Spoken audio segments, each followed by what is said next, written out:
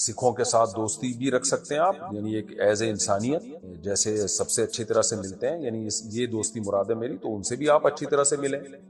Gift بھی دیا جا سکتا ہے اگر آپ کے سکھ لوگ دوست ہیں، لیکن مذہبی رسومات میں شرکت جائز نہیں۔ ہاں، گردوارہ میں جانا صرف دیکھنے کے لیے کہ ان کی عبادت کیسے ہوتی ہے، یا ویسے ہی یعنی کوئی معلومات کے لیے اگر آپ جا رہے ہیں، نارمل آدمی کے لیے تو یہ بھی ٹھیک نہیں ہے۔ نارمل سے مراد عام آدمی، یہ نہیں کہ اب نارمل کے لیے جائز ہے، مطلب یہ کہ عام لوگوں کے لیے، لیکن جن کو کچھ معلومات لینی ہو یا کوئی خاص حکمت ہو تو وہ ایک الگ بات ہے، تو جانا جائز ہے، لیکن ان کی مذہبی رسم میں شرکت کرنے کی اجازت نہیں ہے۔ تو ویسے گھومنے پھرنے اگر آپ چلے جائیں تو کوئی حرج نہیں ہے، لیکن وہاں جا کے لنگر کھانا یا وہاں ان کی کسی مذہبی رسم میں شرکت کرنا یہ ٹھیک نہیں ہے۔ اگر یہ لنگر ان کی مذہبی رسم ہے، اگر لنگر مذہبی رسم نہیں ہے، ویسے ہی لنگر بٹ رہا ہو، کھا لیں، پھر فری پھوکٹ کی چل رہی ہے تو کھانے میں کیا، کیونکہ بعض دفعہ ویسے ہی لنگر بٹ رہا ہوتا ہے نا، بھائی مذہبی، جیسے ہماری مسجد میں بھی بعض دفعہ لنگر بٹ رہا ہوتا ہے، تو وہ لنگر یہ نہیں ہوتا کہ وہ مذہبی رسم کے طور پر کسی نے دیکھا مسجد میں نمازی آئے ہوئے ہیں، چلو میری طرف سے کھانا ہو گیا، تو ایسے ہی اگر گردوارہ لفظ ہے نہیں،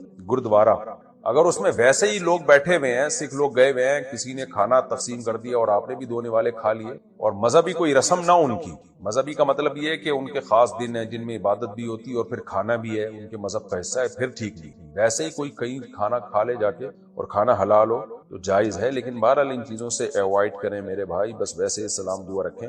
میں نے پڑھا ہے کہ اللہ اور اس کے رسول صلی اللہ علیہ وسلم کے معاملے میں کسی کی بات نہ مانو، اور میرے والد صاحب کہتے ہیں کہ تم ٹوپی اور داڑھی نہ رکھو، کیا میں ان کی بات مانوں یا نہیں؟ ٹوپی چھوڑ دیں، والد صاحب کو اگر ٹوپی پسند نہیں ہے، ٹوپی رکھنا کوئی فرض واجب نہیں ہے، لیکن داڑھی کاٹنا حرام ہے، ناجائز ہے۔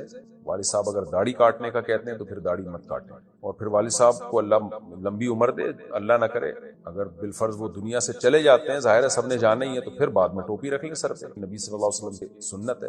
اب والد صاحب کی وجہ سے ایک سنت کو پورا کرنا، ابا کو ناراض کرنا، یہ تھوڑا نامناسب لگتا ہے۔ ہاں، گھر سے باہر نکلیں تو پہن لیں ٹوپی، ابا کے سامنے نہ پہنیں۔ کتنے لوگ یوٹیوب پر حضور صلی اللہ علیہ وسلم اور ہمارے دین کے بارے میں نازیبا باتیں کرتے ہیں، کیا ہم ان کو دلائل سے جواب دے سکتے ہیں؟ کیوں نہیں دے سکتے؟ دینا چاہیے بھائی۔ آپ کہتے ہیں کہ اللہ تعالیٰ نے ہمیں اپنی عبادت کے لیے پیدا کیا ہے، جبکہ میں نے کسی عالم سے سنا کہ اللہ تعالیٰ نے اس لیے پیدا کیا ہے کہ وہ دیکھنا چاہتا ہے کہ اچھا عمل کس کا ہے، اور وہ انسان کا صبر آزمانا چاہتا ہے۔ وضاحت فرمائیں۔ دونوں باتوں میں کوئی تضاد نہیں ہے۔ قرآن میں ہے کہ وما خلقت الجن والانس الا لیعبدون، میں نے انسان اور جنات کو اپنی عبادت کے لیے پیدا کیا۔ دوسرے مقام پہ اللہ نے فرمایا سورہ ملک میں خلق الموت والحیات لیبلوکم ایکم احسن عملا، میں نے تمہیں پیدا کیا، میں دیکھنا چاہتا ہوں اچھا عمل کون کرتا ہے۔ تو عبادت اچھے عمل ہی کو کہا جاتا ہے، یعنی اللہ کی اطاعت کرنا۔ عبادت کا مطلب کیا؟ اللہ کی مان کے چلنا۔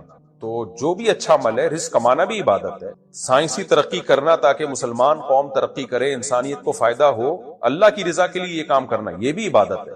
ہم غریبوں کو پیسہ دیتے ہیں، فائدہ انسانیت کو ہو رہا ہے نا، لیکن اللہ اس عمل کو عبادت قرار دیتا ہے۔ تو ایک ہی چیز ہے جس کو دو مختلف الفاظ سے تعبیر کیا جاتا ہے۔ تو میری بات میں اور علماء کی بات میں کوئی تضاد نہیں ہے، عبادت کرنا، نیک عمل کرنا ایک ہی چیز کے دو نام ہیں۔ سہیل خان جے پور سے، امام کے پیچھے سورہ فاتحہ پڑھ سکتے ہیں؟ نہیں، اس کی وجہ یہ ہے کہ رسول اللہ صلی اللہ علیہ وسلم نے ارشاد فرمایا من کان لہ امام فقراءۃ الامام لہ قراءۃ، جس کا کوئی امام ہو تو امام کی قراءت مقتدی کے لیے کافی ہے۔ صححہ الالبانی، علامہ البانی رحمہ اللہ نے اس حدیث کو صحیح قرار دیا۔ دوسری طرف حدیث میں آتا ہے کہ صحیح مسلم کی حدیث ہے انما جعل الامام لیؤتم بہ، امام کو امام اس لیے بنایا جاتا ہے کہ اس کی اقتداء کی جائے۔ فاذا کبر فکبروا، فرمایا امام تکبیر کہے تو تکبیر کہو، واذا قرأ فانصتوا، قراءت شروع کرے تو خاموش ہو جاؤ، واذا قال ولا الضالین، جب ولا الضالین کہے تو قولوا آمین، تو آمین کہو۔ تو حدیث میں بتا دیا کہ امام نے کیا کرنا ہے، تمہارا کیا کام ہے۔ امام کا کام ہے قراءت کرنا، اور تمہارا کام ہے فاتحہ کے بعد پیچھے سے آمین کہنا۔ اسی طرح قرآن میں آتا ہے کہ وَإِذَا قُرِئَ الْقُرْآنُ فَاسْتَمِعُوا لَهُ وَأَنصِتُوا لَعَلَّكُمْ تُرْحَمُونَ، جب قرآن کی تلاوت کی جائے تو خاموشی سے سنو تاکہ تم پر رحم کیا جائے۔ اور یہ خطبے کے بارے میں بھی اور نماز کے بارے میں بھی ہے یہ آیت جو ہے۔ تو ان دلائل کی روشنی میں، اور بعض صحابہ کے بھی سخت فتاوی اس بارے میں، عبداللہ بن مسعود رضی اللہ تعالیٰ عنہ کا، تو ان کی روشنی میں وہ حدیثیں جن سے ہمیں امام کی قراءت کا جواز کا پتہ چلتا ہے، یہ حکم کا پتہ چلتا ہے، تو وہ حدیثوں میں تعویل کی گئی ہے، ورنہ یہ دلائل زیادہ مضبوط۔ تو یہ دلائل زیادہ مضبوط ہے، لہذا اس کے مقابلے میں جو حدیثیں ہیں وہ یا تو سند کے لحاظ سے کمزور ہیں، یا وہ واجب التاویل ہیں. واجب التاویل کا مطلب جیسے ایک حدیث میں آتا ہے اقرا بہا فی نفسک، جب امام کے پیچھے ہو تو اپنے دل میں پڑھو.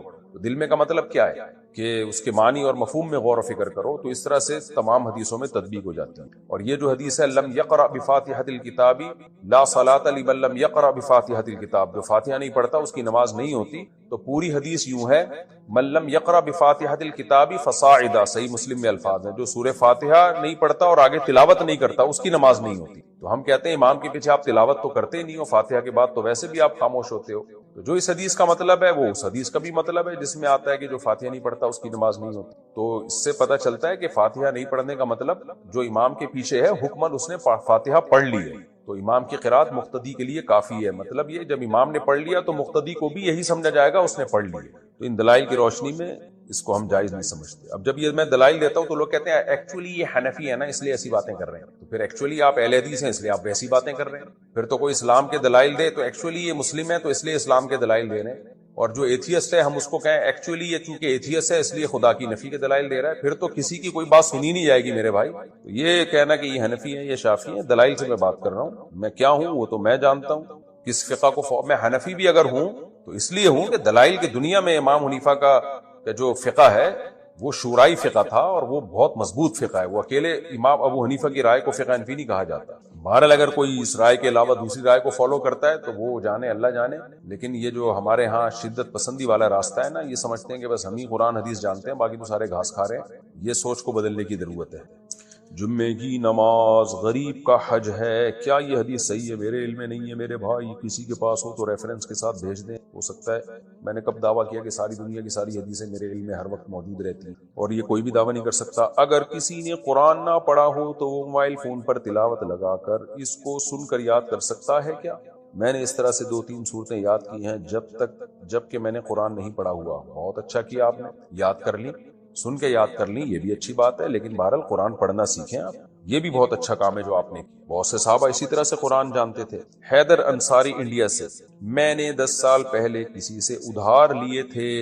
اچھا بھائی، مر گیا ہوگا بیچارہ غم میں، لیکن کسی وجہ سے وہ واپس نہیں کر سکا. سب یہی کہتے ہیں اب واپس کرنا چاہتا ہوں.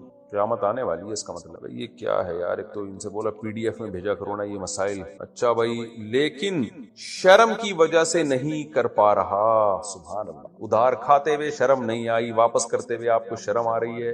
میں آپ کی عظمت کو 50 دفعہ سلام پیش کرتا ہوں کہ آپ نے 10 سال پہلے ادھار لیے تھے، 10 سال تک ادا کرتے ہوئے آپ کو ذرا بھی، بہت معذرت کے ساتھ بھائی میں نے آپ کا نام لے لیا کہ استغفر اللہ، مجھے پتا ہوتا کہ آگے یہ شرما شرمی والے مسائل ہیں تو آپ کا نام اناؤنس نہ کرتا. بہرحال حیدر بھائی، آپ کو 10 سال تک ادھار واپس کرتے ہوئے شرم نہیں آئی، یعنی ادھار واپس نہ کرتے ہوئے آپ کو ذرا بھی شرم نہیں آئی کہ ایک بندے کا میں نے 10 سال سے پیسہ کھا کے بیٹھا ہوا ہوں، اب واپس کرتے ہوئے آپ کو شرم آ رہی ہے. بس میں یہی جواب میں کہوں گا آپ کی شرم کو 21 توپوں کی سلامی. آپ بے شرم بن کے ان کو پیسے دے دیں، یہاں بے شرمی کا ثواب آپ کو بہت زیادہ ملے گا. آپ بے شرم بن جائیں، پیسے دے دیں، بولیں یہ بے شرم آدمی تمہیں پیسے دے رہا ہے، تو اس بے شرمی کا ثواب آپ کو بہت ملے گا. شادیاں کرتا رہتا ہے، اس پہ کئی بار جواب دے چکا. دیکھو، ہر وہ چیز جس سے آپ کو تکلیف ہو تو اس کا یہ مطلب نہیں ہوتا کہ وہ فطرت کے اگینسٹ ہے. اور بھی دنیا میں بہت سے کام رہتے ہیں آپ کا کرنے کا دل نہیں چاہتا، لیکن وہ فطرت کے اگینسٹ نہیں ہے. فطرت کا حقیقی معنوں میں تعین اسلام کرتا ہے. اگر صرف عقل سے شروع کر دو نا تو مجھ سے سکھ ملے. ابھی کینیڈا میں گیا، وہاں سکھ بہت زیادہ ہیں، ان کی داڑیاں بہت لمبی، مونچھیں بھی، وہ تو سب جگہ کے بال رکھتے ہیں. کسی کے مذہب کا مذاق اڑانا مقصد نہیں ہے، ان کا کلچر ہے، وہ ہو جانے. تو میں نے ان سے پوچھا آپ ایسا کیوں کرتے ہیں؟ انہوں نے کہا فطرت ہے.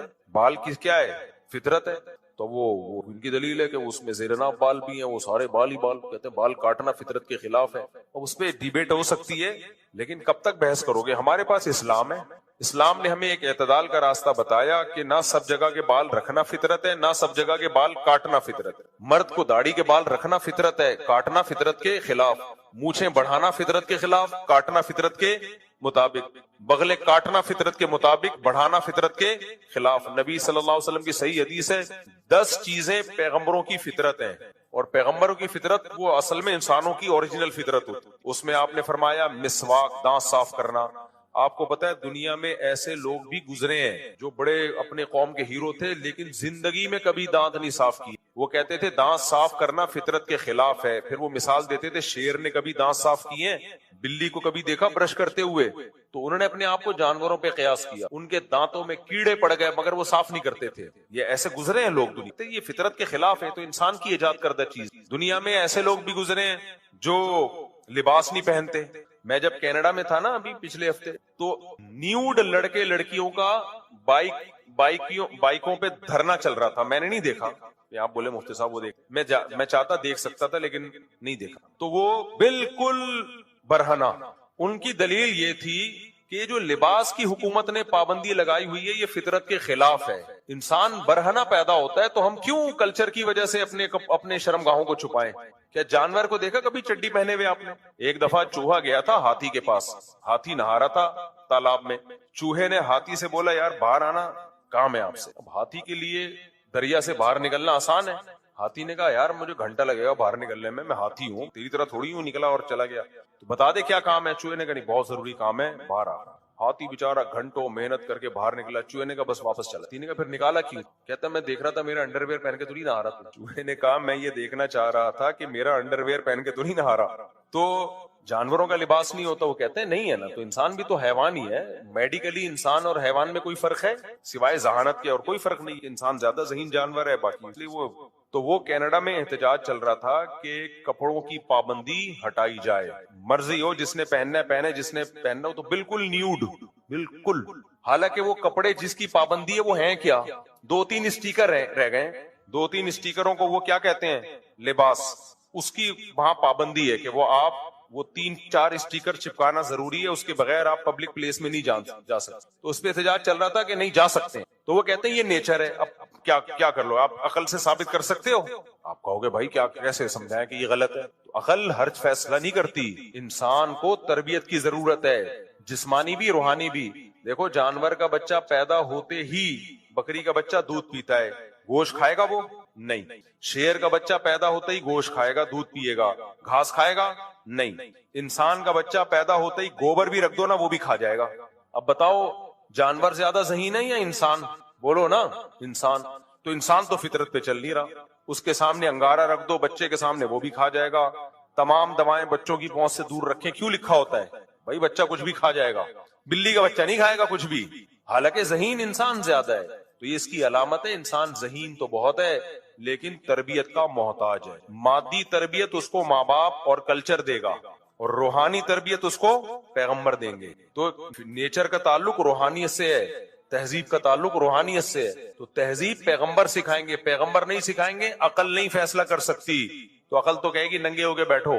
عقل تو کہے گی ہومو سیکسولیٹی کو بھی عام کر دو. اگر کسی مرد کی طرف دل مائل ہو رہا ہے اور دونوں ایک دوسرے پہ راضی ہیں تو کسی تیسرے کو تکلیف کیوں ہو رہی ہے؟ ان کو انجوائے کرنے دو. لیکن مذہب کیا کہتا ہے؟ بھائی اتنا بڑا جرم ہے کہ پوری قوم کو اٹھا کے اللہ نے پٹخ کے مار دیا. تو اس لیے اللہ بتائے گا نیچر کیا ہے اور کون سی چیز نیچر کے خلاف ہے. اللہ کو اگر بیچ سے نکال کے خود فیصلہ کرو گے تو پھر سردار جی تو صحیح کہتے ہیں, بال بڑھا دو بغلوں کے بھی, زیر ناف بھی. ان کی عورتیں بھی بال ان کی ٹرم بھی نہیں کرتی. چھوٹے چھوٹے بچوں کے میں نے دیکھا ہے سکھوں کے پورے بالوں کا گچھا ہوتا ہے جس کو وہ پگڑی باندھتے ہیں. وہ ان کا مذہب ہے بھائی, وہ ان کا دین ہے, وہ جیسے عمل کریں. لیکن ہم اسلام کو کیوں فالو کرتے ہیں؟ بھائی ہم عقل کا استعمال ہی نہیں کر رہے اس معاملے میں. ہم کہہ رہے ہیں اللہ نے ایک چیز بتا دی ہے اور کیسے بتائی؟ اپنے پیغمبر کے ذریعے. اور پیغمبر کا پیغمبر ہونا عقل سے ثابت ہے, اس میں ہم نے عقل استعمال کی ہے. محمد صلی اللہ علیہ وسلم کی سیرت پڑھو, آپ کی تعلیمات دیکھو, اور جس طرح اللہ نے آپ کی تعلیمات کو محفوظ کیا تو آپ کا پیغمبر ہونا ثابت ہو گیا. جب ایک دفعہ آپ کا میسنجر آف گاڈ ہونا ثابت ہو گیا تو پھر آپ کی ہر بات پہ دلیل کی حاجت, پھر آپ سے دلیل مانگنا ایسے جیسے اللہ سے مناظرہ کر رہے ہو. آپ تو اللہ سے آگے تھوڑی نکل سکتے ہو. تو اس لیے ٹھیک ہے عورت کو سوکن کی تکلیف ہوتی ہے, لیکن تکلیف ہمیں اور بھی بہت سارے کاموں میں. نہانے پہ بھی تکلیف ہوتی کہ نہیں ہوتی؟ میلے لوگوں سے آپ پوچھو نہانا کتنا مشکل کام ہے. تو اب بتاؤ کیا میلا رہنا فطرت ہے یا نہانا فطرت ہے؟ نہانا فطرت. نہ میلے لوگ تو نہیں نہاتے. دانت بہت سے لوگ, وہ جو بڑا ہیرو انگریزوں کا ایک ماضی میں گزرا ہے, کوئی کمانڈر تھا, وہ دانت ہی صاف نہیں کرتا تھا کیونکہ ابے کون صاف کرے. وہ کہتا تھا نیچر ہے, کہ اس کو تکلیف تھی اصل میں دانت صاف کرتے ہوئے, عادت نہیں ہوتی. تو وہ برش کرنا بھی لوگ مہینوں برش نہیں کر رہے ہوتے, تکلیف تو اس میں بھی ہو رہی ہے. اب کہیں کہ چونکہ تکلیف ہو رہی ہے لہذا نیچر کے خلاف. زنا بھی لیگل ہو جائے گا. زنا سے بچتے ہوئے تکلیف ہوتی ہے کہ نہیں ہوتی؟ زنا کا موقع ملے اور زنا نہ کرے کتنی شدید ٹینشن ہوتی ہے، لیکن اسلام کہتا ہے زنا کرنا فطرت کے خلاف ہے، بچنا فطرت کے مطابق، کیونکہ انسانوں جوڑوں کی شکل میں رہتے ہیں جو انسان کی اصل تہذیب ہے، گدھے گھوڑوں کی طرح نہیں ہے کہ جدھر جاؤ منہ کالا کر لو۔ عورت کو سوکن کی تکلیف ہونا اس کی علامت نہیں ہے کہ یہ اس کی فطرت کے خلاف ہے، اگر ہوتا نا تو یہ سسٹم زیادہ دن چل نہیں پاتا، کیونکہ نیچر کے خلاف کوئی چیز چل نہیں پاتی ہے، اور یہ صدیوں سے چلا آ رہا ہے، 4-6 مہینوں کی بات نہیں ہے، صدیوں سے۔ اسلام نے 4 پر باؤنڈ کر دیا، اسلام سے پہلے تو 4 سے بھی زیادہ ہوتی تھی۔ ہاں، پروفیسر غامدی صاحب نے ایک اعتراض اٹھایا اسلام کے 4 شادیوں والے نظام پہ۔ اعتراض کا مطلب اسلام پہ تو اعتراض نہیں کیا، لیکن یہ جو میں تبلیغ کرتا رہتا ہوں کہ 4 ہی بہتر ہیں، اس پہ اعتراض اٹھایا کہ بھئی یہ بہتر نہیں ہے اور یہ فطرت نہیں ہے، یہ ضرورت کی وجہ سے ہے۔ اگر یہ فطرت ہوتا تو آدم علیہ السلام کے لیے پھر ایک بیوی نہ ہوتی، یعنی غامدی صاحب نے یہ ثابت کرنے کی کوشش کی ہے کہ آدم علیہ السلام کے لیے ایک بیوی رکھنا اس کی علامت ہے کہ فطرت ایک ہی ہے۔ اس کا جواب سمجھو، یہ بات بالکل غلط ہے جناب پروفیسر غامدی صاحب، آپ کے احترام کے میں احترام اس لیے کہ غامدی صاحب کے لب و لہجہ بہرحال شائستہ ہوتا ہے، اردو بھی اچھی ہے، دیگر اسکالرز کی طرح ایسا نہیں ہے کہ جو ہے وہ بازاری زبان استعمال کرتے ہیں، وہ لگتا ہے کوئی پڑھے لکھے خاندان سے تعلق ہے۔ تو آدم علیہ السلام کے لیے جو ایک بیوی رکھی گئی ہے نا، وہ اس لیے نہیں کہ مرد کے لیے ایک بیوی کا ہونا فطرت ہے۔ غامدی صاحب تو سائنس کو بہت مانتے ہیں، آپ کسی ڈاکٹر سے پوچھ لو، میڈیکل سائنس سے پوچھ لو، میڈیکل سائنس کہتی ہے کہ مرد کے لیے ایک بیوی کافی نہیں ہے۔ عقل سے پوچھ لو، عقل کیا کہتی ہے کہ عورت میں شہوت زیادہ ہے یا مرد میں زیادہ ہے؟ مرد میں بہت زیادہ ہے۔ تو اگر ایک عورت کے لیے ایک مرد کافی ہے اور ایک مرد کے لیے بھی ایک عورت کافی ہے، تو اس کا مطلب جنسی طاقت میں دونوں برابر ہو گئے، تو مرد پھر کس بات کا ہوا؟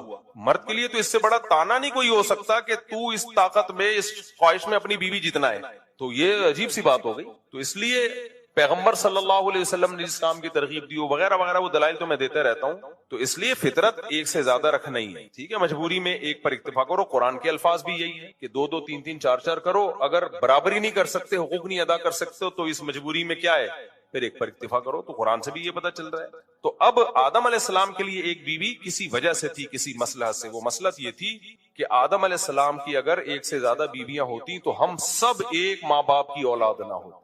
اللہ چاہتے تھے تمام انسان ایک ماں اور ایک باپ کی اولاد ہوں، تاکہ کوئی کسی پہ فخر نہ کرے۔ وہ یہ نہیں کہ میں بلوچ ہوں، تو پنجابی ہے، تو پٹھان ہے۔ او بھائی، آدم علیہ السلام نہ بلوچی، نہ پنجابی، نہ پٹھان، جو بھی تھے تو ہم سب وہی ہیں۔ تو اگر مائیں الگ الگ ہوتی تو ہم کہتے یہ ہم ماں ہوا کی اولاد میں، یہ فلانی، تو یہ الگ ہے، وہ الگ ہے۔ تو بعض کام مصلحتاً ہوتے ہیں، تو اللہ چاہتے تھے کہ تمام انسان کی اصل ایک ہو جاتی۔ اس مصلحت سے آدم علیہ السلام کی صرف ایک، ورنہ پیغمبروں کی زیادہ ہی، ابراہیم خلیل اللہ کی زیادہ بیویاں، موسیٰ کلیم اللہ کی زیادہ بیویاں، پھر وہ بیویوں میں بیان شروع ہو جائے گا، پھر تم بولو گے یار کیا خود ہی چھیڑتے ہو، میں تو نہیں چھیڑتا۔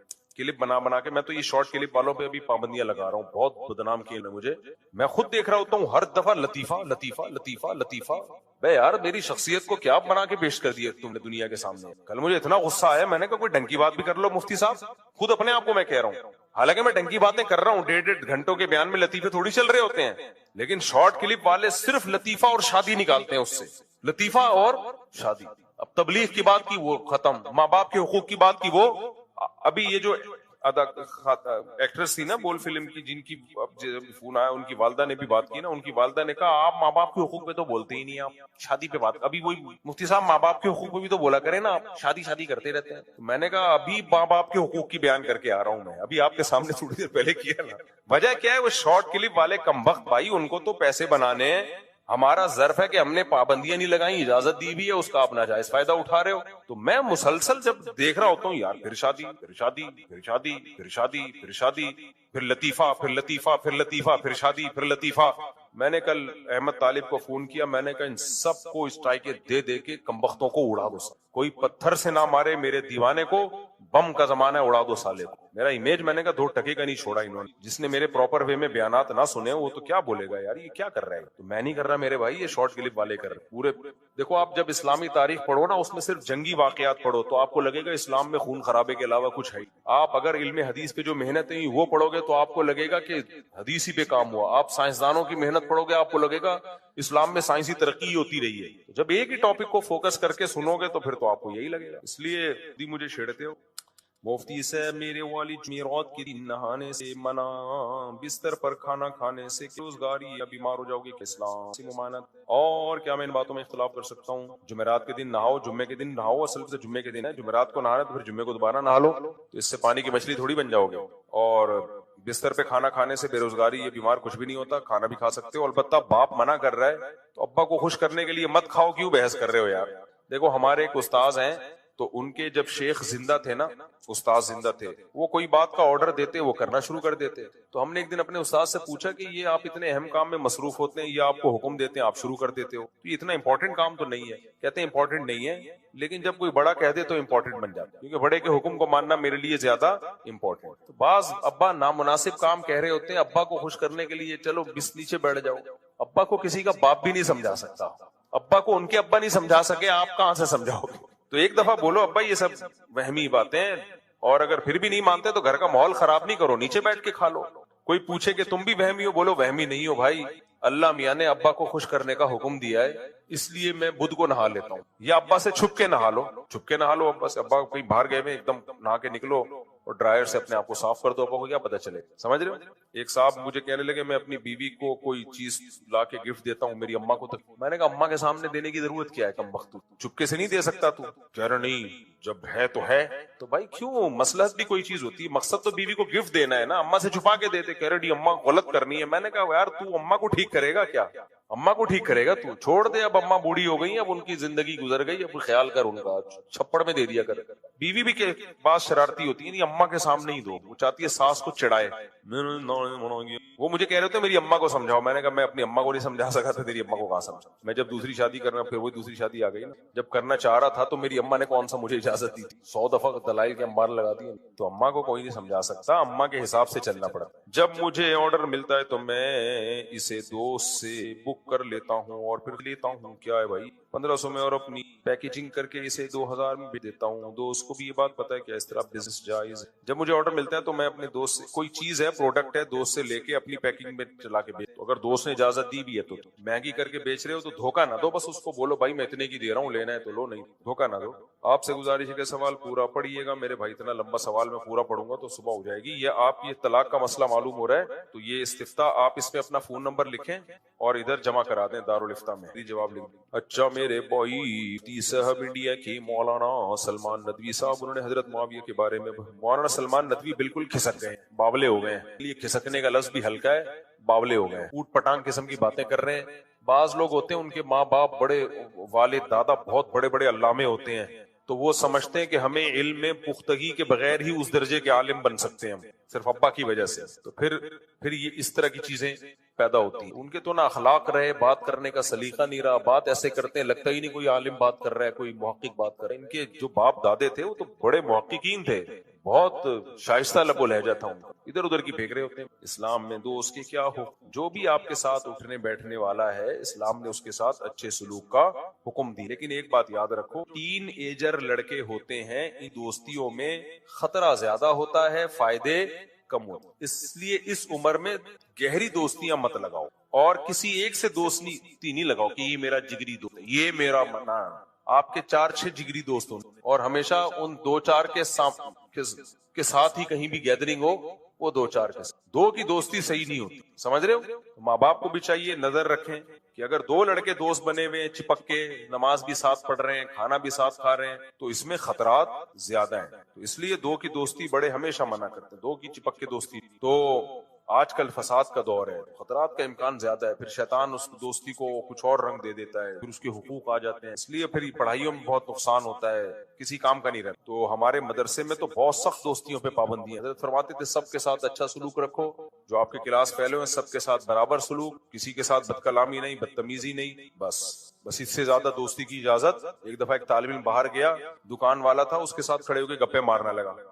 آؤ بھائی آؤ بھائی، جیسے فرض کرو ان کا نام ستار بھائی تھا، اور ستار بھائی، حضرت نے دیکھتے تھے اوپر سے، حضرت نے بلا لیا کہ کیا لگتا ہے تمہارا بھائی، کیوں پڑھنے کے لیے آئے، اپنے پڑھائی کو فوکس کرو، دکان والے سے سلام، وعلیکم السلام، کیسے طبیعت ٹھیک، بس اتنا کافی ہے۔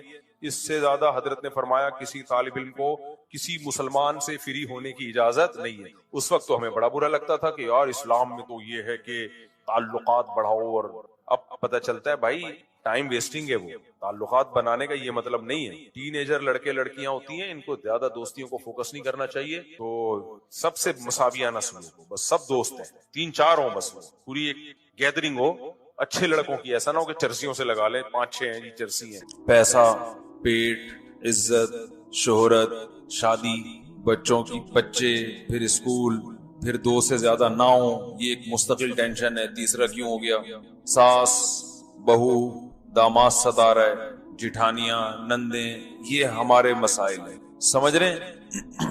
اللہ کی نظر میں ان مسائل کی زیادہ اہمیت نہیں ہے. اچھا, میں اگر آپ لوگوں سے ایک سوال پوچھوں کہ اللہ کی نظر میں ان مسائل کی زیادہ اہمیت نہیں ہے, تو میرا بھی تو حق بنتا ہے نا کہ اتنے عرصے سے بیانات کر رہا ہوں تو میں امتحان لوں کہ ہمیں اللہ یہ بتاتا ہے کہ ان چیزوں کو زیادہ ویلیو مت دو, تو اس کی وجہ کیا ہے؟ تو اگر میں آپ سے پوچھوں بھئی بنگلہ, گاڑی, عزت, شہرت, یہ تو بڑی ویلیویبل چیزیں ہیں نا. اللہ کہہ رہے ہیں بھائی کچھ بھی نہیں ہے. تو کیوں, کیا دلیل کیا ہے اللہ کے پاس؟ نہیں, حیثیت نہیں ہے, یہ تو دعویٰ ہے نا. دلیل کیا ہے جی؟ نہیں, وہ نہیں, مزہ نہیں آیا ہے, وہ بھی ٹھیک ہے, لیکن جو بار بار بیان میں ایک بات ہو رہی ہے, کیا بول رہا بھائی, کیا کہہ رہا ہے, عارضی ہے, عارضی. اتنی سی بات ہے, ختم ہونے والی چیزیں ہیں. جو چیز آپ سے واپس لے لی جائے, دیکھو ایک گاڑی آپ کے پاس لینڈ کروزر ہے, بڑی خوبصورت بہترین گاڑی, غریب آدمی کو دے دی کسی نے. ہمارے محلے میں ایک دفعہ ایک صاحب آئے, وہ پتہ نہیں 400 سی سی یا 500 سی سی بائک تھی ان کے پاس. یہ 1000 سی سی کی ہوتی ہے نا, ہیوی انجن, 4 سیلنسر لگے ہوتے ہیں. میری عمر 14-15 سال تھی اس وقت, تو مجھے شوق تھا ہیوی بائکیں چلانے کا. شوق پر تو گورنمنٹ کی طرف سے کوئی پابندی نہیں, چلانا ممکن نہیں تھا, ابا تھوڑی خرید کے دیتے. تو ایک صاحب آئے ہوئے تھے, ان سے دوستی تھی. میں نے کہا یار ذرا گلی کا چکر لگانے, تو انہوں نے کہا لگا لو. ہم بیٹھے, ہیوی بائک, بولو بھائی چلا. لوگ پوچھ رہے ہیں کس کی ہے. اب اگر میں کہوں میری ہے, پھر تو زبردست بات ہو گئی. پھر کیا ہے بھائی, پھر تو ہمارے پاؤں زمین پہ اب لگیں گی. میری میری بار بار بتاؤں گا نا دوستوں کو بھی. اس زمانے میں تو آدمی کو ویسے بھی شو مارنے کا شوق زیادہ ہوتا ہے. میری بائک, میری بائک, پیچھے لکھوا دیتا ہٹو بچوں, ایسا ہی ہوتا نا. لیکن پہلے لوگوں نے دیکھا, بولا بھائی واہ بھائی, ان کے پاس تو اس عمر میں ماشاءاللہ اتنی زبردست بائک آ گئی, اتنی سی ایج میں ایسی ہیوی بائک لے کے گھوم رہا ہے. تو لوگ جب میرے پاس آ کے پوچھتے کہ یار کیا بات ہے یار, تو میں کہتا بھائی میری نہیں. تو اب کیا فخر کرے آدمی, بس تھوڑا سا مزے لو, بائک گھماؤ, واپس کرو. تو فخر اس چیز پہ ہوتا ہے جو کس کی ہوتی ہے, اپنی.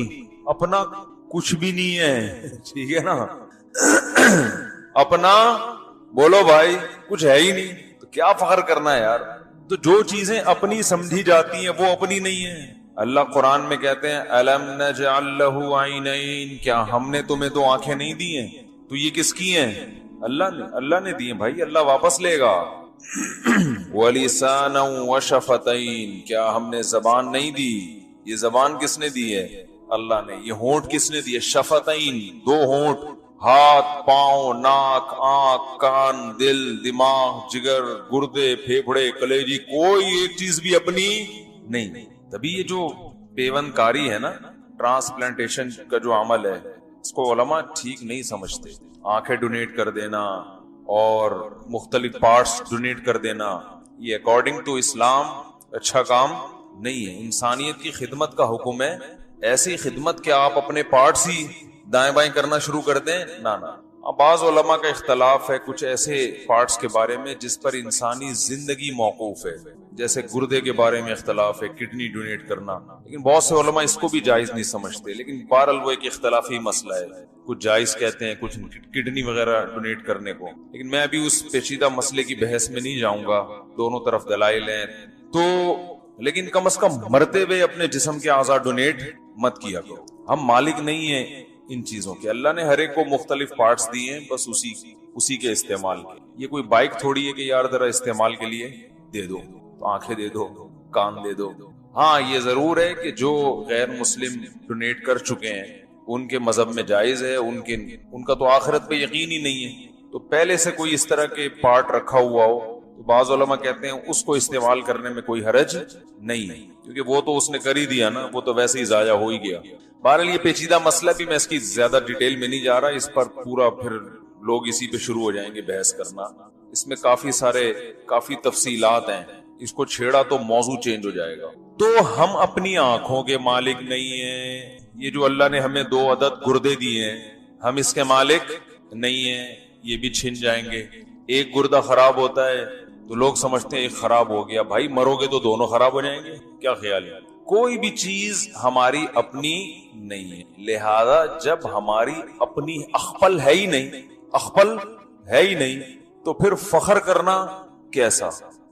تو اللہ کی نظر میں ان چیزوں کی ویلیو نہیں ہے، کیونکہ یہ چھن جانے والی چیزیں ہیں.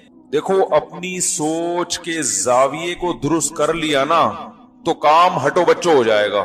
انسان جو ہے نا، یاد رکھیں، انسان کی ایک مزاج بنتا ہے انسان کا، ماحول میں رہ کے نا وہ ہر چیز کو ایک زاویے سے دیکھتا ہے. جس ماحول میں آپ بیٹھیں گے نا، آپ کو ہر چیز اسی زاویے سے نظر آئے گی. مثلاً آپ اگر MBBS کر رہے ہیں، ڈاکٹر بن رہے ہیں، 24 گھنٹے میڈیکل سائنس، تو آپ ہر آدمی کو اسی نقطۂ نظر سے دیکھو گے کہ یہ صحت مند ہے یا بیمار. سمجھ رہے ہو؟ سچا ہے جھوٹا ہے، اس کی ویلیو آپ کی نظر میں یہ چیزیں نظر سے اوجھل رہیں گی. اور آسان مثال دیتا ہوں، جو لوگ ماڈلنگ کرتے ہیں یا جو لڑکیاں ماڈلنگ کرتی ہیں، ایکٹریس بنتی ہیں یا جو ایکٹر بنتے ہیں، تو وہ ہر آدمی کو ایک زاویے سے دیکھتے ہیں کہ ہینڈسم ہے یا نہیں. سمجھ رہے ہو؟ ان کی نظر میں سب سے زیادہ ویلیو کس کی ہوتی ہے؟ فٹنس کی. فزیکل فٹنس ہے، خوبصورت ہے یا نہیں، سب سے پہلے ان کا تبصرہ اسی پر ہوگا. آج کل چونکہ فلموں نے، ڈراموں میں حسن پرستی کو بہت زیادہ پروموٹ کر دیا ہے، تو انسان کو ناپا جاتا ہے کس سے؟ حسن و جمال سے. اخلاق گئے دل لے. خواتین کی بھی یہی بات ہے، ماشاءاللہ کتنی پیاری لگ رہی ہے، کتنی خوبصورت ہے، اس کی آنکھیں دیکھو، اس کے ناک دیکھو، موٹی ہے، ٹھگنی ہے. یہی صبح سے شام تک جو لڑکی ذرا خوبصورت ہوگی اس کی عزت بھی زیادہ، اس کے دوست بھی، اس کی فرینڈز بھی زیادہ. شکل اچھی نہیں ہے جاؤ. کیونکہ ڈرامے فلمیں دیکھ کے نا یہی ذہن بن گیا ہے کہ سب سے پہلے کیا چیز ہے؟ شکل. کیونکہ دور اداکاروں کا دور ہے نا بھائی، سنگروں کا دور ہے، اداکاروں کا دور ہے، تو یہی سوچ پروموٹ ہو رہی ہے کہ سب سے پہلے کیا چیز ہے؟ آپ کی باڈی کی فٹنس. اور یہ ینگ جنریشن میں زیادہ ہے، کیونکہ جو عمر زیادہ ہوتی ہے تو فٹنس کہاں چلی جاتی ہے، تو ان کی نظر میں پھر ان چیزوں کی ویلیو نہیں رہتی. لیکن جوان آدمی کو بس وہ پہلی نظر میں فٹنس ہی دیکھے گا، یہی چیز دیکھتا رہے گا وہ بیٹھ کے. اور لڑکیاں بھی یہی چیز دیکھتی رہتی ہیں. تبھی بیوٹی پارلر ترقی کر رہے ہیں. اور بیوٹی پارلر کا جو، حالانکہ یہ دیکھو اتنا ٹائم تو نہیں لگتا نا کسی کی بیوٹی میں، کیا کر رہے ہیں وہ وہاں بیٹھ کے ہیں، لیکن اتنا سر پہ مسلط کر لیا ہے، گھنٹوں بیوٹی پارلر. لڑکیاں بھی جاتی ہیں تو گھنٹوں پولیس بھیجنی پڑتی ہے، بھائی بیوی کو نکلوا کے لا یار، جا کے بیٹھی ہوئی وہاں. ایسا ہی ہوتا ہے نا، بیٹھ گئے تو بیٹھ گئے. اور آدمیوں کا بھی اب یہی سیٹ اپ بنتا چلا جا رہا ہے. بیوٹی پارلر گئے تو پتہ نہیں کیا ہو رہا ہے وہاں بیٹھ کے، کیا کر رہے ہو یار. تو کیا ہے کہ چونکہ سوچ کا جو زاویہ ہے نا وہ چینج ہو گیا. آپ اگر تبلیغ میں جائیں گے تو زاویہ آپ کا مکمل وہ بالکل ہی گھوم جائے گا. وہ شکل کو دیکھتے ہی نہیں، کیسا لگ رہا ہے وہ، جاؤ بھائی بھاڑ میں جائے، ہم نے کوئی شادی تھوڑی کرنی ہے بھائی. اب ایک امیر صاحب بنا دیا تبلیغ میں، کسی کی شکل دیکھ کے بناتے ہیں بھائی، جس کا وقت زیادہ لگا ہوا ہے. ایسا ہی ہے نا، جس کا وقت تبلیغ میں زیادہ لگا، وہی ہم نے کوئی اس کو دولہا تھوڑی بنانا ہے یا کوئی فلم میں تھوڑی اداکاری کروانی ہے بھائی. تجربہ زیادہ ہے، تحمل ہے، برداشت ہے، ذمہ دار بنا دو. اب وہاں 24 گھنٹے آپ باتیں سنتے ہیں، اللہ سے ہوتے ہیں، اللہ کی غیر سے نہیں ہوتا، دین آئے گا ہماری زندگی میں، ساری دنیا. تو آپ کی نظر میں یہ جو فزیکل فٹنس ہے اس کی ویلیو اتنی نہیں رہتی. اب آپ کی نظر میں تہجد کی، اللہ کے خوف سے رونے کی، ان چیزوں کی ویلیو خود بخود بولو بھائی بڑھ جائے. اب آپ دیکھو گے یار جو تہجد بھی پڑھتا ہے، لمبی لمبی دعائیں مانگتا ہے، آپ اس کے قریب ہونے کی کوشش کرو. یار یہ جماعت میں 4 مہینے لگائے ہیں، اس جیسا بندہ مجھے جماعت میں نہیں ملا، اس کی خدمت زیادہ ہے. ایسا ہی ہوتا ہے کہ نہیں ہوتا ہے؟ علم زیادہ ہے اس کے پاس. جماعت میں آپ نکلو، کوئی عالم ہو نا تو لوگ اس کے قریب زیادہ آتے ہیں. علماء کا جتنا اکرام جماعت میں ہوتا ہے نا اتنا کہیں بھی نہیں ہوتا، زیادہ آتے ہیں اس کے قریب۔ تو بھائی اس سے ایک بات تو پتہ چلتی ہے کہ انسان جس ماحول میں رہتا ہے نا تو اس کی جو سوچ کا جو زاویہ ہے اسی حساب سے چینج ہوتا رہتا ہے۔ تو ہم چونکہ دن رات دنیا میں ہر وقت وہی باتیں ہیں تو ہمارے اچھا ایک تاجر جو ہے اس کی سوچ کا زاویہ یہ ہے اس کے پاس پیسے کتنے ہیں۔ فیکٹریوں کے مالکان بھی ہم نے دیکھے ہیں، ان کو کسی کی فزیکل فٹنس سے کوئی وہ نہیں ہوتی، وہ جب آپس میں بیٹھتے ہیں باتیں کرتے ہیں تیرا بزنس کیا ہے، چاہے توند یہاں تک نکلی ہوئی ہو، فٹنس تو گئی توند یہاں تک ہو، باقی چیزوں کا میں زیادہ ڈیٹیل میں نہیں جاتا، وہ جہاں بھی پہنچا دیں آپ۔ ہم نے بڑے بڑے تاجر دیکھے ہیں، یہ اتنی لمبی لمبی توندیں ان کی، ٹیڑے میڑے آڑے ترچے، کہیں سے حسن و جمال قریب سے یعنی ان کے قریب بھی نہیں پھٹکا کبھی، لیکن ان کی نظر میں اس کی ویلیو نہیں ہے۔ وہ آپ کو عزت اس پہ نہیں دیں گے آپ اچھے ہیں برے ہیں خوبصورت ہیں بدصورت ہیں، تبلیغ میں کتنا وقت لگائے، تہجد پڑھتے ہیں نہیں پڑھتے ہیں، نہ نہ نہ۔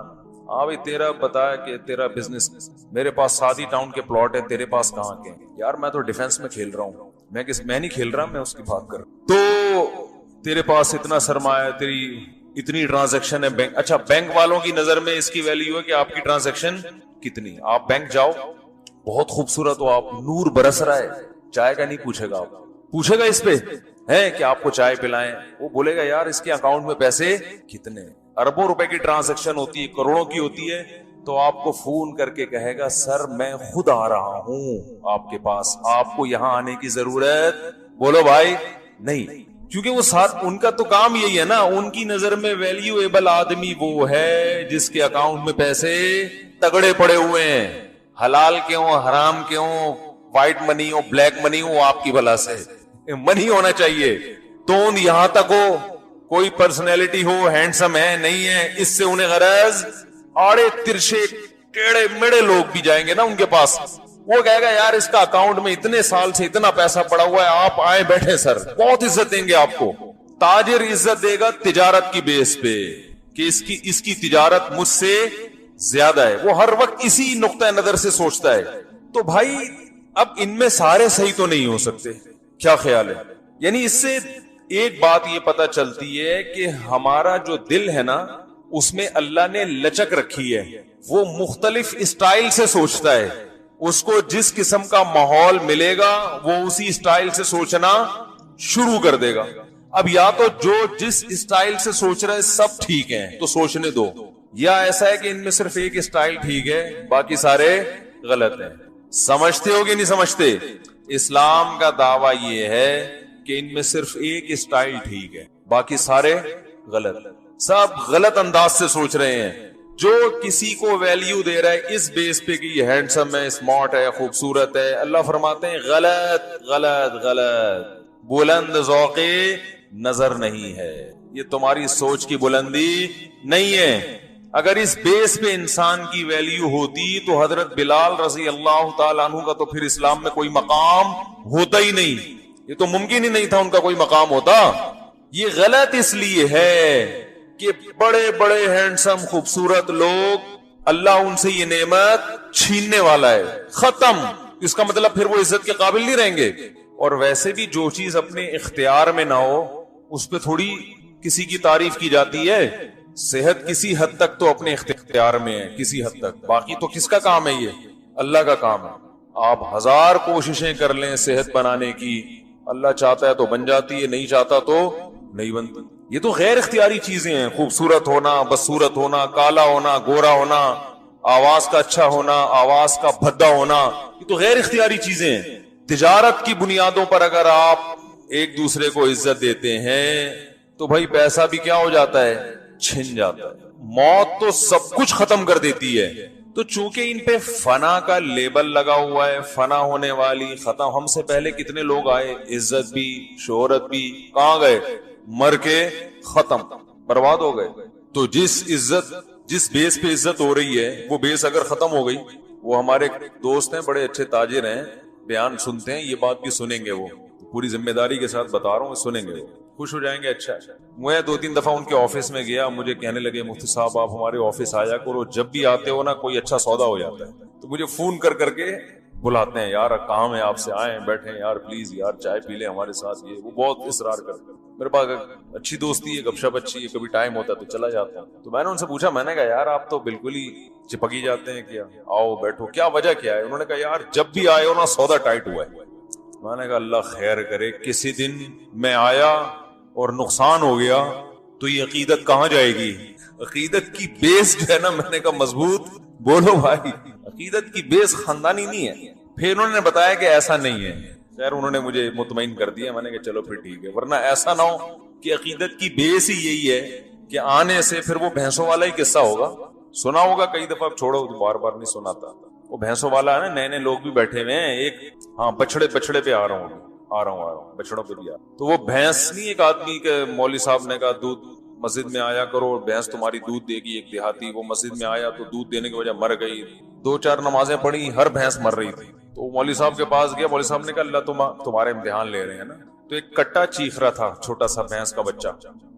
تو اسے کہتے چپ ہو جا, تو خالی 2 نفل کی مار ہے. تو بھائی عقیدت کی بیس یہ تو نہیں ہونا کہ آئے تو کاروبار اچھا ہو گیا, اس کا مطلب جس دن آنے سے کاروبار گرا تو مفتی صاحب وہیں بیٹھ کے چائے پی لو, یہاں آنے کی ضرورت. خیر وہ ایسے نہیں ہے, اس طرح کے آدمی نہیں ہے. تو بیس جو ہے نا, بیس یہ تھی کہ بھائی خوبصورت ہے, اس بیس پہ عزت ہے. تو جس دن خوبصورتی ختم ہوئی عزت ختم. بیس اس پر ہے کہ پیسہ ہے, تو جس دن پیسہ گیا عزت بھی گئی. بیس اگر یہ ہے, یہی بیس بن رہی ہے نا. آج کل جو واشکے ہو رہے ہیں ان میں بیس کیا ہوتی ہے؟ خوبصورتی ختم ہو گئی. یہ جو آسمان سے تارے توڑنے اور چاند اور ستارے اور میں لٹک جاؤں گا, کچھ بھی نہیں ہوگا پھر. تو اسی لیے اللہ تعالی نے ہمیں حکم دیا کہ محبت کی بیس کیا ہونی چاہیے؟ مضبوط ہونی چاہیے. اور وہ صرف ایک ہی ہے, وہ ہے کہ محبت اللہ کے لیے اور دشمنی اللہ کے لیے. کیونکہ اللہ اور مخلوق کا جو رشتہ ہے وہ کبھی ختم ہونے والا نہیں ہے. یہ جتنی وجوہات ہے نا جن کی بیس پہ ہم کسی سے محبت کرتے ہیں, کبھی ہم محبت کسی کی خوبصورتی کی بیس پہ کرتے ہیں, کبھی دولت کی بیس پہ, کبھی طاقت کی بیس پہ کرتے ہیں, یار بڑا پاورفل ہے, کبھی کمالات کی بیس پہ کرتے ہیں کہ یار صاحب کمال ہے, آخری بال پہ چھکا مار دیا تو کمال ہے نا. او بھائی میاں داد نے آخری بال پہ شارجہ کپ میں چھکا مارا تھا تو جاوید میاں داد کو لوگ کندھے پہ اٹھا رہے تھے. کیا خوبصورتی کی بیس پہ اٹھا رہے تھے ہے بھائی, یا پیسے کی بیس پہ؟ کمال یار لاسٹ بال پہ چھکا مارنا آسان کام نہیں. کمال کہتے ہیں ایسا کام جو کوئی نہ کر سکے, اور آپ نے کر کے دکھا دیا. تو ان کمالات, تو اللہ کے کمالات سب سے زیادہ. کیسے انڈے سے چوزا نکالتا ہے بھائی, یہ آخری بال پہ چھکا مارنا کچھ بھی نہیں ہے. ایک انڈے کو توڑ کے دیکھو, زردی سفیدی, مرغی کو اس پہ بٹھا دیا ہے بھائی. مرغی کو بتایا کیسے سمجھ میں آیا کہ مجھے اس انڈوں پہ بیٹھنا ہے؟ اس نے کسی یونیورسٹی میں پڑھا ہے؟ انڈوں کی حفاظت بھی کرتی ہے, بیٹھتی بھی ہے, ان کو گھماتی بھی ہے. اسے پتا ہے کہ اس کو ہیٹ دینی ہے, اب یہاں ہیٹ ہو گئی, اب اس کو گھمانا ہے. اس کو کون سمجھا رہا ہے یہ سب چیزیں؟ اور ہیٹ ملنے سے کیسے تمیز سے بیٹھی رہتی ہے نا. اتنی تمیز سے مرغی انڈوں پہ بیٹھتی ہے کہ اتنی تمیز سے اگر نمازی امام کے انتظار میں بیٹھے تو جنتی بن جائیں. نمازی اتنے اطمینان سے مسجد میں نہیں بیٹھ, پیچھے مڑ کے دیکھ رہے ہوتے ہیں. مرغی سے سبق سیکھو بھائی, ایسے آرام سے بیٹھ جائے گی, انڈے سیتی رہے گی, بس چونچ سے تھوڑا سا ہلائے گی اور پھر وہ. اور 21 دن کے بعد کیا اللہ کی قدرت, اسی انڈے میں چونچ پیدا, مغز پیدا, دل پیدا, جگر, وہ چونچ مار کے چوزا نکلتا ہے اور دانا کھانا شروع. اس کو اپنی اماں کا بھی پتا ہی ہے میری اماں, اور اماں کے دل میں محبت کیسی. ان چوزوں کے بعد اماں کا اسٹائل ہی چینج ہو جاتا ہے. مرغی کبھی پال کے دیکھو, بڑی عبرت کا سامان ہے مرغیوں میں بھائی. ہم نے ایک مرغی پالی تھی, مرغیوں میں نا جیلسی بہت ہوتی ہے. نئی مرغی لاؤ تو پرانی مرغیاں اس کے پیچھے پڑ جاتی ہیں, یہ ہمارے ڈڑوے میں کیوں آئی ہیں. تو ہم ایک نئی مرغی لے کر آئے, کمزور سی, پرانیوں نے ایسی کی تیسی کر دی اس. یہ کون ہے بھائی؟ اللہ کی قدرت. وہ نئی مرغی کمزور نے انڈے دیے, ہم نے اس کو انڈوں پہ بٹھایا, اسے چوزے نکل آئے. جس دن اس کے چوزے نکلے ہیں نا, تو اب وہ بچوں کی ماں بن گئی. اب اس کا اسٹائل کیا ہو گیا؟ چینج. اب اس نے کہا کوئی قریب آ کے تو دیکھے, کوئی قریب تو پھٹکے میرے. وہ کانفیڈنس پیدا ہوا ہے نا اس مرغی میں, ہے اتنی کمزور, لیکن اب 6-8 مرغیاں اس کا کچھ نہیں بگاڑ سکتی. اب وہ الٹا پٹک کے ان پہ حملہ کر رہی ہے. اس سے پتہ چلتا ہے کہ اولاد کے بعد ماں میں بے پناہ کانفیڈنس پیدا ہوتا ہے. عورت میں جو کانفیڈنس پیدا ہوتا ہے نا, طاقت ملتی ہے, وہ کہاں سے ملتی ہے؟ اپنے بچوں سے, اولاد سے. اسی سے روک دیا. تو کمالات کس کے سب سے زیادہ ہیں؟ بولو بھائی, اللہ کے ایسے ایسے کمالات ہیں. پانی سے انسان بنا دیتا ہے ایک منی کے قطرے سے, اسی میں دل, دماغ, جگر, آنکھ, ناک, گردے, پھیپھڑے, کلیجی پیدا کر کے کیا کر دے گا؟ انسان بنا.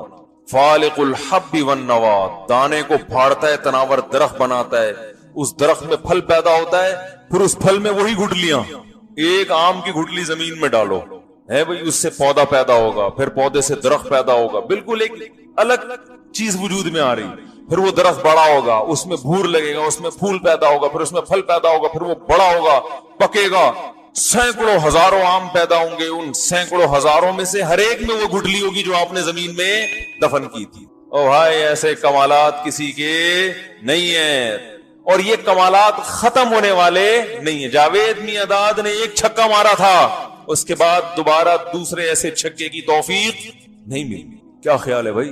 اور اب محترم کی عمر بھی اتنی ہو چکی ہے کہ اب چھکے چوکے نہیں مارے جا سکتے. صحت خراب, اسپیڈ اختر, بھائی شعیب اختر کا عرف کیا ہے؟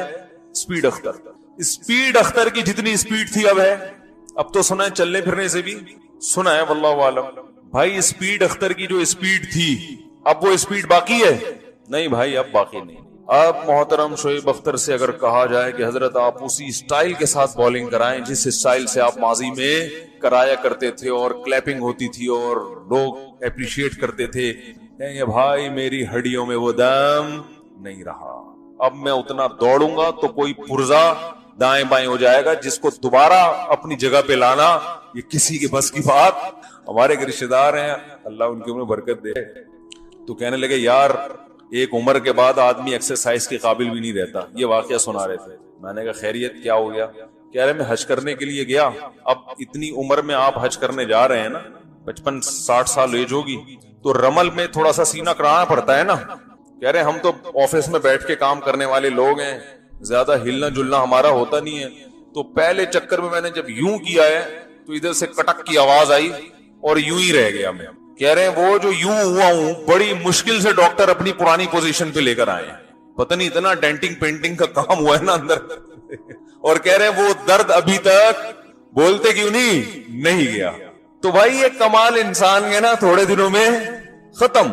وہ ایک سنگر جو تھا نا جوانی میں بہت خوبصورت گایا کرتا تھا, بوڑھا ہو گیا تو بتیسی لگوانی پڑی. اب جب وہ گانا گاتا تو بتیسی نکل کے گر جاتی, پھر اٹھا کے بیچارہ لگاتا, پھر گاتا. ایک صاحب نے کہا یار گاتے رہو, یہ بار بار کیسٹ کیوں چینج کر رہے ہو؟ دانت نہیں رہتے بولنے, دانتوں کا بولنے میں بھی تو بڑا کردار ہے نا. تو اس لیے اللہ چاہتے ہیں کہ بھائی یہ ساری محبتیں ہونی چاہیے, ایک لمیٹڈ, ایک حد ہوتی ہے اس کی, ختم ہونے والی چیزیں ہیں. اصل محبت کے قابل کون ہے؟ بولو بھائی اللہ. تو اب اللہ کی محبت کی سب سے زیادہ ویلیو ہے اللہ کی نظر میں, اور عقل بھی یہی کہتی ہے. تو اب اللہ اس محبت کو پیدا کرنے اور بڑھانے کے مختلف بہانے رکھے اللہ تعالیٰ نے, کہ یہ مجھے بھولتے رہیں گے, ان کو یاد دلاتے رہو. دیکھو جو کام کنٹینیو کیا جاتا ہے نا وہ عادت بن جاتا ہے. وہ کیا بن جاتا ہے؟ عادت. پھر اس انسان کے جذبات ٹھنڈے ہو جاتے ہیں, تو عادت سے ہٹ کے کچھ کام کروانے پڑتے ہیں. اللہ نے ہمیں حکم دیا پورے سال نماز پڑھو پابندی کے ساتھ, ہم پڑھ رہے ہیں پھر ہم بھول جاتے ہیں کہ ہم کیوں پڑھ رہے ہیں. ایک عادت پڑ گئی, صبح اٹھے مسجد میں آئے, نماز پڑھی, گھر چلے گئے, پھر ظہر میں آئے, گھر چلے گئے. پھر جو نمازیوں کا ہوتا ہے نا وہ بھول جاتے ہیں وہ کہ ہم کیوں پڑھ رہے ہیں, کس کے لیے پڑھ رہے ہیں, وہ سمجھتے ہیں بس زندگی اسی طرح گزرے گی. تو اللہ تعالی کچھ ایسی عبادتیں ہم سے کرواتے ہیں جو عام معمول سے ہٹ کرو, تو عجیب سی عبادت ہو, بھئی یہ والا کام کرو. تو یہ احساس بیدار ہوتا ہے کہ بھئی ہم یہ کیوں کر رہے ہیں. احساس بیدار ہوتا ہے اس لیے کہ ہم مسلم ہیں, ہم کیا ہیں؟ مسلمان ہیں, اور اللہ نے ہمیں اس بات کا حکم دیا ہے. تو اللہ سے محبت بھی بڑھے گی, اللہ کے وجود کا احساس, اللہ کے ہونے کا احساس بھی بڑھے گا, اپنے مسلمان ہونے کا احساس بھی بڑھے گا. تو مسلمان بقرعید میں جو قربانی کرتا ہے, یہ قربانی غیر مسلموں کی سمجھ میں نہیں آتی. یار یہ کیا ہو رہا ہے, کیا پاگل ہو گئے ہو, اتنے لاکھوں کروڑوں کے جانور لا کے کاٹ رہے ہو, کیا ہو گیا تمہیں, دماغ خراب ہو گیا. ہم کہتے وہ کہتے کیوں کر رہے ہو, کہتے بھائی کس کا حکم ہے؟ اللہ کا, اس لیے کر رہے ہیں. تو احساس بیدار ہوتا ہے نا. بچے پوچھتے ہیں یہ کیا ہے قربانی, کیوں گائے لے کر آ رہے ہیں؟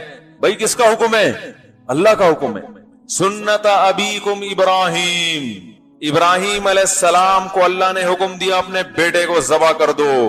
اللہ فرماتے ہیں کہ ابراہیم علیہ السلام نے اپنے بیٹے کو لٹا دیا ذبح ہونے کے لیے, اللہ نے بچا لیا اور اللہ نے اس کے بجائے کوئی جانور دیا اس کو ذبح کرو. اور ابراہیم علیہ السلام کا یہ عمل اللہ کو پسند آیا.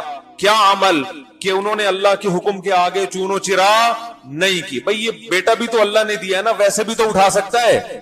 اگر میں ذبح نہیں کروں گا تو ویسے نہیں مار سکتا, ویسے بھی تو مار سکتا ہے وہ, تو اس کا حکم ہے تو کر دو ذبح, اس کو کاٹ ڈالو اس کو. تو ابراہیم علیہ السلام نے جب اللہ کے حکم پہ بیٹے کو ذبح کرنے کے معاملے میں اعتراض نہیں کیا, تو ہم گائے ذبح کرنے کے معاملے میں اللہ پہ کیسے اعتراض کر سکتے ہیں بھائی؟ وہ تو جانور ہے, وہ تو بنا ہی ہمارے لیے. اور یاد رکھو جس وقت اللہ کا جو حکم ہے نا اس کو پورا کرنا اللہ کی غلامی ہے. غلام کو یہ پوچھنے کی اجازت نہیں ہوتی کہ کیوں. دیکھو فوج میں اس کی اجازت ہے کہ کوئی آفیسر حکم دے رہا ہے کہ آپ وہاں جاؤ, وہ فوجی پوچھ رہے کہ سر کیوں ہے, حالانکہ وہ فوجی جو ہے اپنے آفیسر کا غلام نہیں ہوتا, غلام نہیں ہوتا, پھر بھی اس کو کیوں کی اجازت نہیں ہے.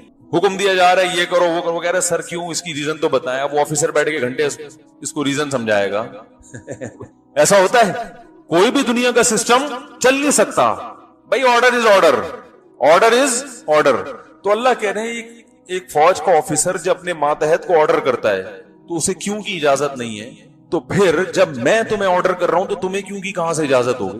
پرسوں میرے پاس کچھ لوگ آئے, کہنے لگے کہ مفتی صاحب ایک آدمی 30,000 کا جانور خریدتا ہے تو بہتر نہیں ہے 30,000 میں کسی غریب کو کھانا کھلا دے بقرعید والے دن. میں نے کہا بالکل بہتر.